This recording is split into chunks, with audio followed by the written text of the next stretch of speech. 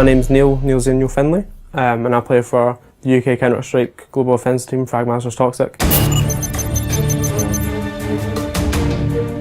I was actually one of the support players in the team, and I only took up the role of team leader when we kind of ran out of ideas and we needed some fresh in and use those individual roles to your advantage and just try and capitalise on it.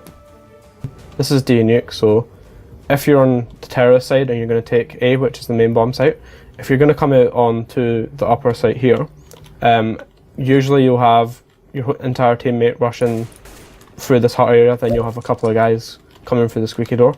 So if you were going to be the first guy out of the hut, which is the most important role, you kind of have to check the most important spots, which is all about pre-aiming, which is one of the most important things when you're playing Counter-Strike. So if I was going to come out this section right now, the first place you'd have to check is right up here, because that is the most common spot that people sit, up here.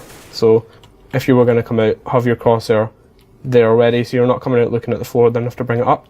So if you're already coming out and pre-aiming up there, you can just come out and instantly be at the right kind of height to get the first kill. And then second point of contact is in this crow's nest area. So once you've cleared that area, you can just get onto the bomb site. Make sure on the rafters is the most important places to check. You have a couple of players that will drop down here, so obviously you need to pre-aim around here and check this kind of corner. But if you're playing a passive player with an op, they would be away out in this garage here. So if you were coming out, like I said, on the second row of coming out a squeaky door, you would try your best to try and get out of this area. You don't really want to face against an opera that's got long range with you and you've got an AK. So if you're going to hop through that door, if you know for a fact that he's going to be playing out there at long range, that is good, you can hop through the door. But if you're jumping around and your teammate does not make that kill up there, then that's going to leave you totally vulnerable, because you can't shoot very accurately whilst jumping. So if there's a counter-terrorist sat on the site here, or if there's one up there, then you're going to die if you're jumping about. So you just have to try and get out the door as fast as possible. You can maybe jump once round the corner, but even if you can get a smoke grenade off as soon as possible, that's perfect. What a lot of teams do, and what we do as a strategy, you can actually you can grenade out of the door. So you can have one guy sitting back here and chucking a grenade off that door and blowing it up, and then if you chuck a smoke grenade just through that gap there, that should land perfectly in this main area, so you can smoke that off before you guys are even out. So if you can set up strategies before and get that down to a T, you can time it perfectly. So as soon as that grenade goes off, the door is going to be open, and then half a second after that smoke grenade is going to be down. So you're covered completely from that area, and you can just get out, and you don't have to worry about your back really at all. You can do it with flashbangs as well, and it'll even blind the people up there that are coming onto the site. So yeah, that's ideal. If you can get that down, then it's a really good tactic to do. Like I was saying about pre-aim as well, if you've got a spare person, you have your first two players going out here, and then you'll have one guy just coming to the hut and spotting through that smoke, just in case a counter-terrorist tries to take it really quickly. You can just sit there and hold it off. If you were a counter-terrorist and you were going to play more aggressive, a lot of players like to get into this spot here. So they'll just kind of wait behind the hut and just sit here, and then flashes coming through the skylights out there won't blind you at all.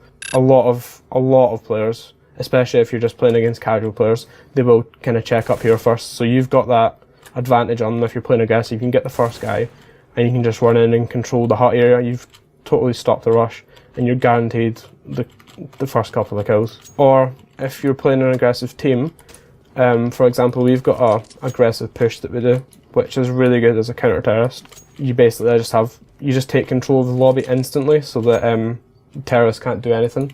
So if you've got the first three guys in your team with the best spawns from CT, you come all the way down here. So the first three guys will just rush through, keep their guns out, and they'll just take control of this area. And a lot of the time, the terrorists will just be sitting here getting set up and getting ready to do a slow round. And then you'll have your fourth member jumping down onto the site, just chucking a flashbang off this wall of the hut here, which will basically blind anyone in this area. So the usual default setup for terrorists, they'll just have a couple of guys coming in here, taking control of the ramp, and you'll have one person spotting here. So if you're playing against an aggressive team, which has only really done a couple of rounds, so that flash totally eliminates this person here. and he's going to have to fall back. If he faces this person in hut, he's dead. So it totally cuts this guy off. So you've basically isolated the 2 terrorists that are going to be taking this area, and you'll have 3 of your teammates pushing them, and they won't be expecting it at all, so they'll definitely die. So it's really easy to get the first couple of kills, and then you can just fall back. And once you've fallen back, you know you've got the advantage. You don't have to push anymore. And then you'll have your 5th member just holding this outside area, so they can't flank you behind and get in, because that's the one area that's the flaw in the strat. So you have to have one person watching your back all the time. And once you've got that covered, it's pretty easy if you get the first 2 kills. So that would be my advice. If you want to do an aggressive round, do something like that. It's really good.